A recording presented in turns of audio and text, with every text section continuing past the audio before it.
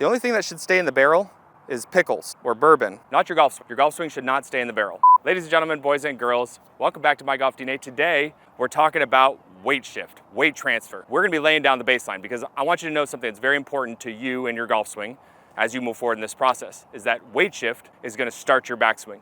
Weight shift is gonna start your downswing. We're gonna teach you how to find that perfect blend of horizontal and rotational movement, and we're gonna lay down a baseline movement today in this video that we're gonna build into next week.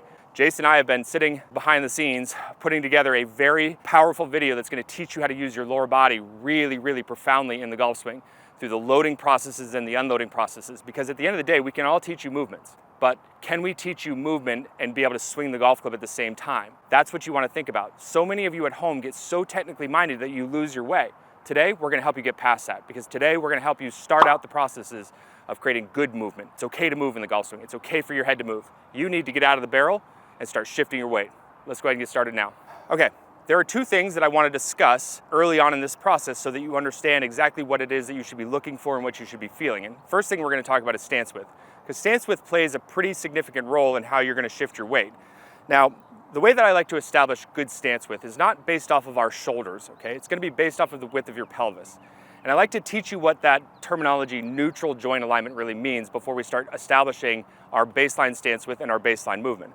Now, if I were to stand here as just a big bag of bones, you took all the skin and fat off of me, and I had my hip sockets, my knees, and my ankles all forming a straight line with one another, then I would be considered standing in neutral joint alignment. Now, what we want to do is from this neutral joint alignment position, is we want to just take a small 2.5 inch step out on each side, and this is going to be your stance width. The reason why we go with this stance width is because in the golf swing, we need to be able to be stable.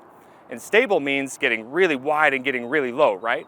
But unfortunately, if you get really wide and really low, it's gonna make it harder for you to be able to move. But on top of that, if you get really wide, if you start trying to shift your weight like I'm gonna teach you, your head is gonna be moving all over the place. So I want you to get comfortable with getting your stance width in a good spot. Once you get 2.5 inches outside of the width of your pelvis, then I want you to mark that on your alignment stick so you don't have to think about it anymore. That's the first step. Now, the second step is that we're gonna start working on getting our weight to transfer way too much and allowing our head to move from one side of the ball to the other. So I would set a golf ball up and I would have it positioned off of the logo on your chest. And I want you to get into good stance width, and I want you to stand up vertically. And I want you to go ahead and put 99.9% of your weight on your right foot. So you should have a very small percentage of weight underneath your lead foot, right?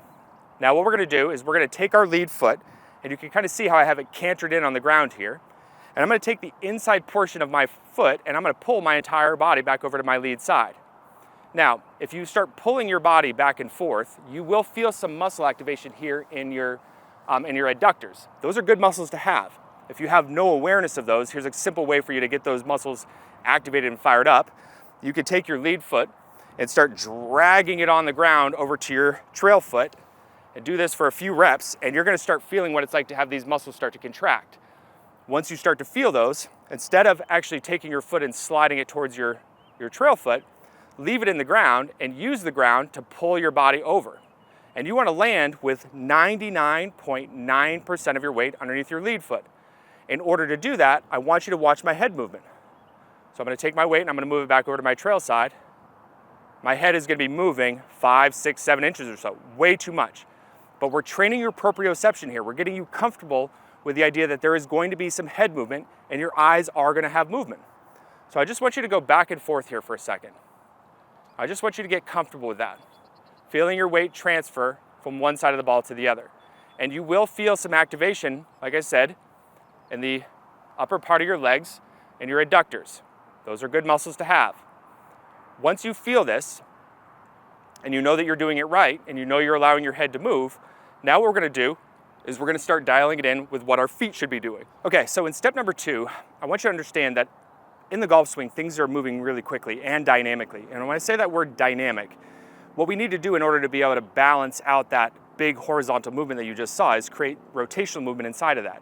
Now, I like to use this analogy called the go zone versus the no-go zone.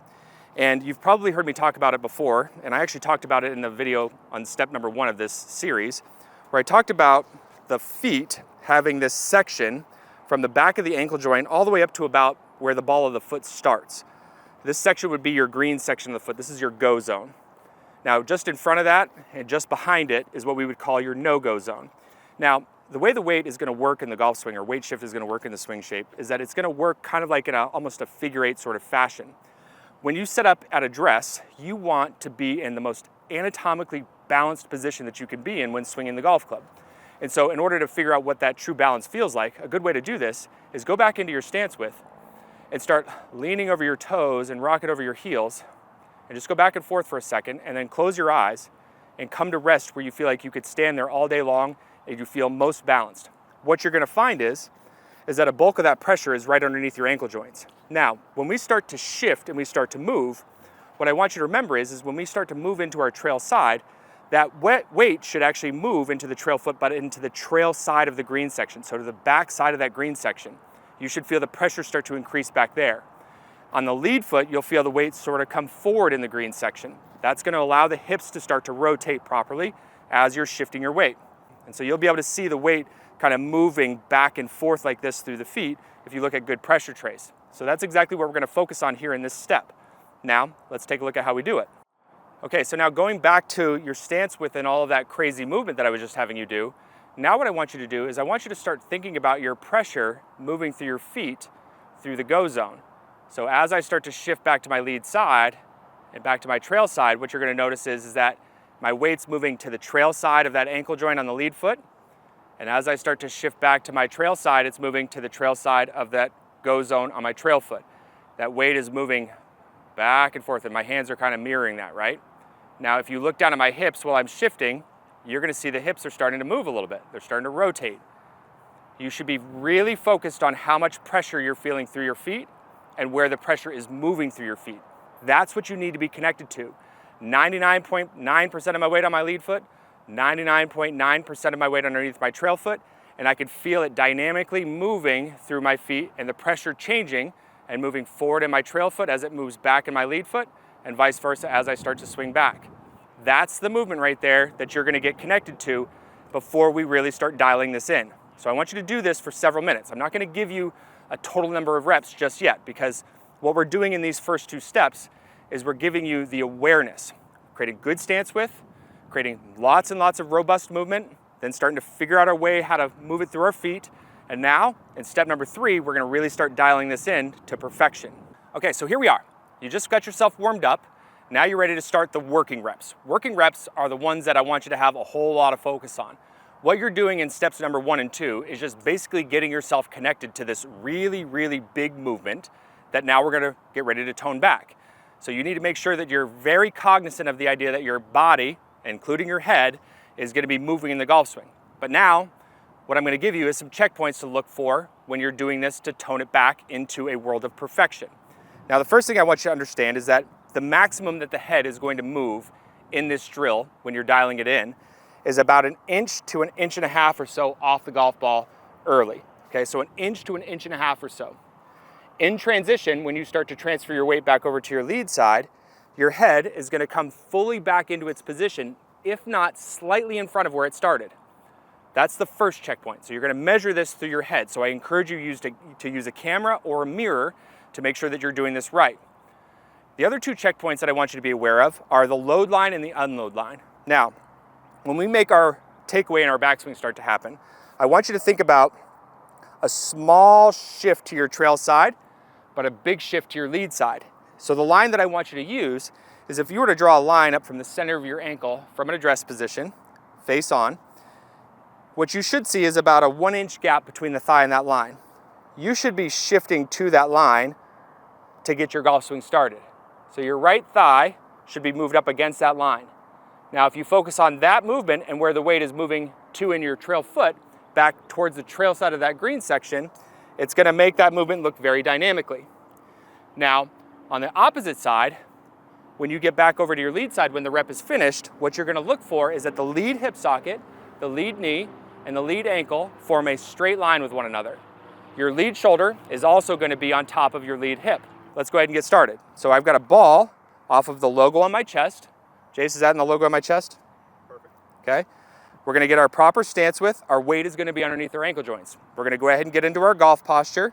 If you don't know how to get yourself into a good setup position, stop what you're doing and go watch one of our setup videos and then come on back.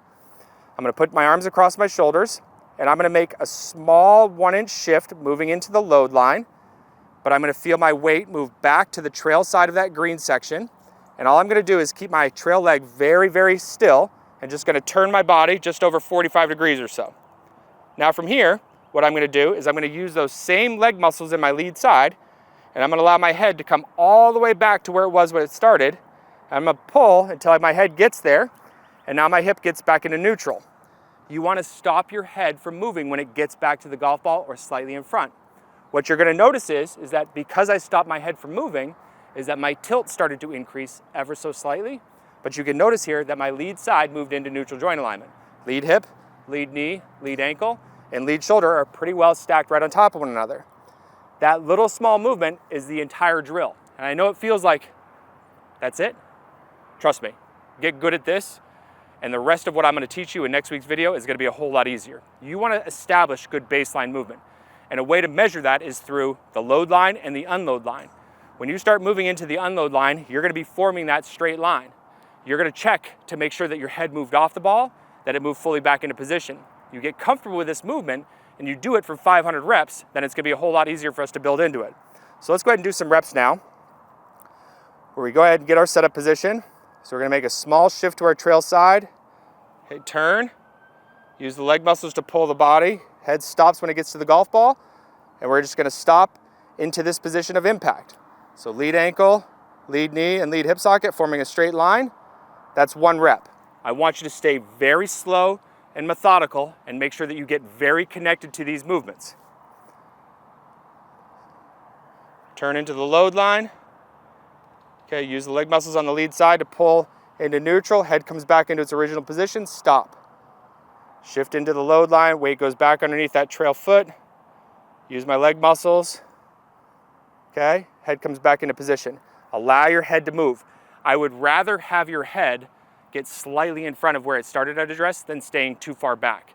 Remember that, because when you start creating more tilt or the upper body hangs back, you're now affecting the low point, you're affecting the swing plane, you're creating shallower sorts of angles of attack and make it much easier for you to be flippy and scoopy, which is what a lot of you battle with. So let's do a couple more reps. Small shift into load line, turn. Head comes back under the load line. I'm good to go. 500 total reps.